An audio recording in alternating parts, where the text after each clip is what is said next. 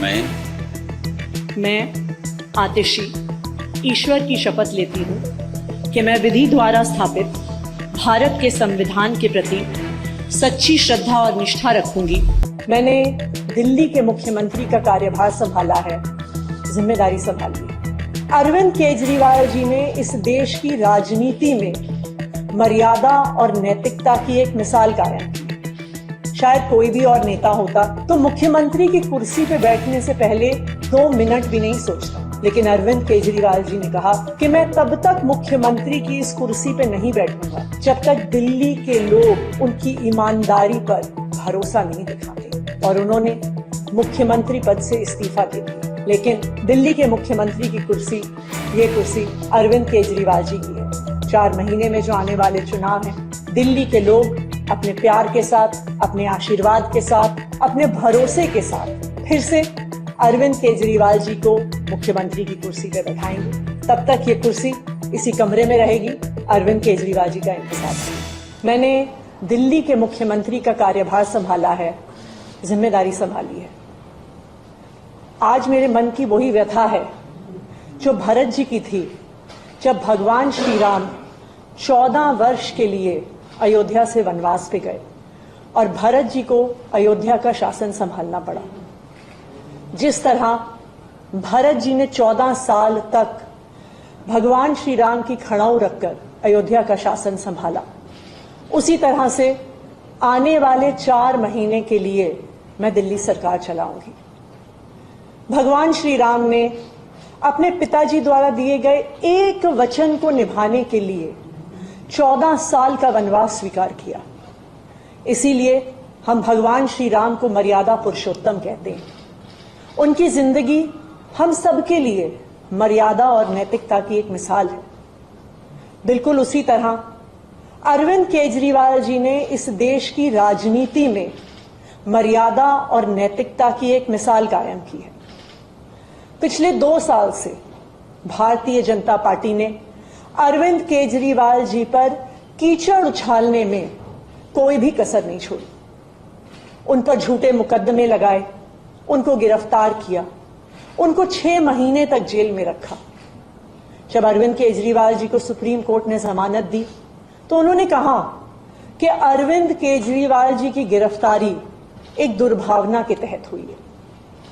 शायद कोई भी और नेता होता तो मुख्यमंत्री की कुर्सी पे बैठने से पहले 2 मिनट भी नहीं सोचता, लेकिन अरविंद केजरीवाल जी ने कहा कि मैं तब तक मुख्यमंत्री की इस कुर्सी पे नहीं बैठूंगा जब तक दिल्ली के लोग उनकी ईमानदारी पर भरोसा नहीं दिखाते।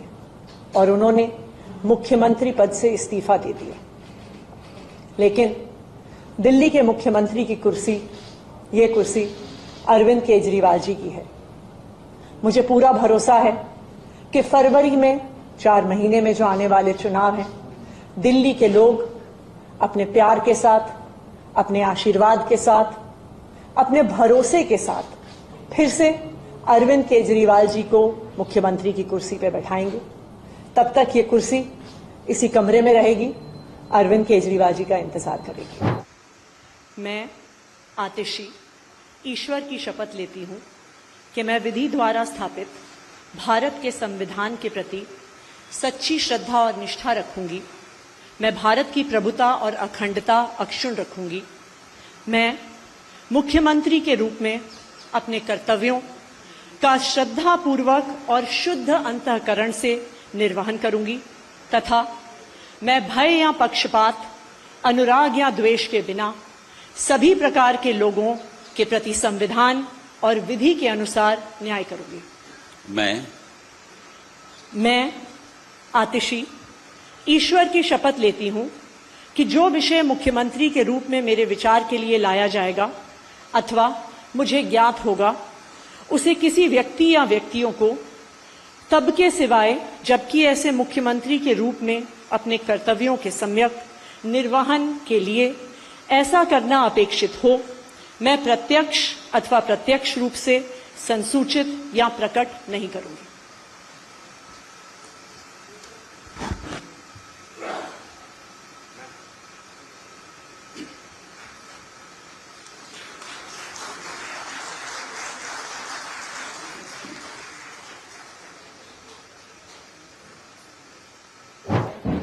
सबसे पहले मैं दिल्ली के बेटे, दिल्ली के इतिहास में सबसे लोकप्रिय मुख्यमंत्री अरविंद केजरीवाल जी, आम आदमी पार्टी के नेता, मेरे बड़े भाई और राजनीतिक गुरु अरविंद केजरीवाल जी का धन्यवाद करना चाहती हूं कि उन्होंने मुझ पर भरोसा किया और मुझे इतनी बड़ी जिम्मेदारी सौंपी, दिल्ली के लोगों की देखरेख की जिम्मेदारी सौंपी।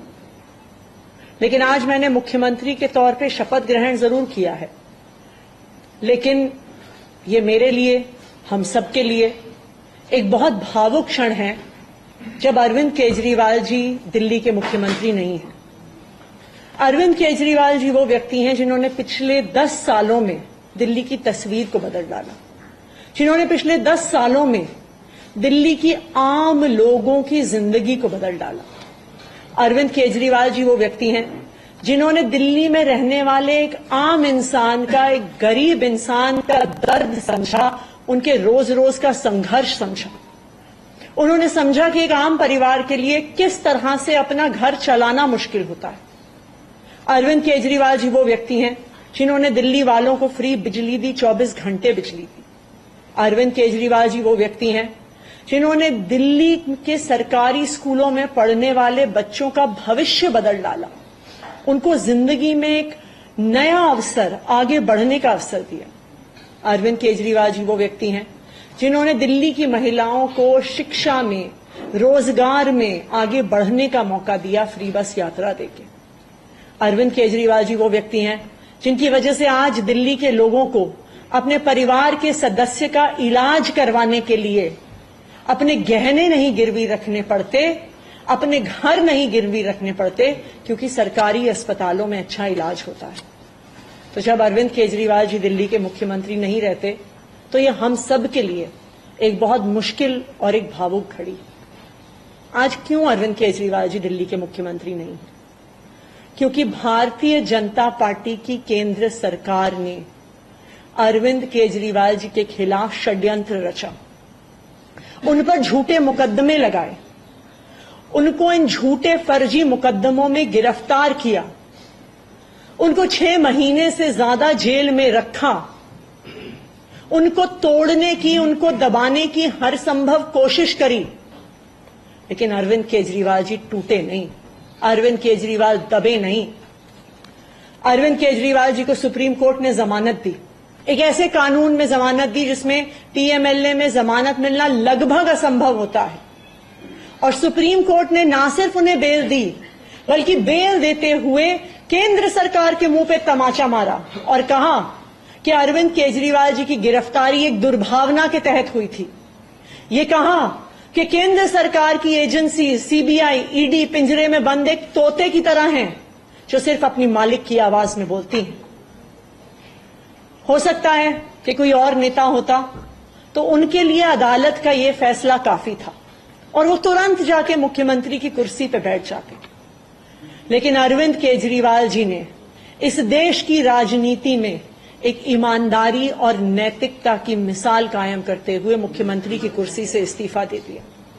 उन्होंने कहा कि मेरे लिए सिर्फ अदालत का फैसला काफी नहीं है, मैं जनता की अदालत में जाऊंगा, और जब तक दिल्ली की जनता मुझे नहीं कहती कि मैं ईमानदार हूं, तब तक मैं मुख्यमंत्री की कुर्सी पर नहीं बैठूंगा। मुझे नहीं लगता कि इस देश के इतिहास में या शायद इस दुनिया के इतिहास में ऐसा कोई नेता रहा होगा, ऐसी ईमानदारी और नैतिकता की मिसाल रही होगी जो आज अरविंद केजरीवाल ने देश और दुनिया के सामने रखी है।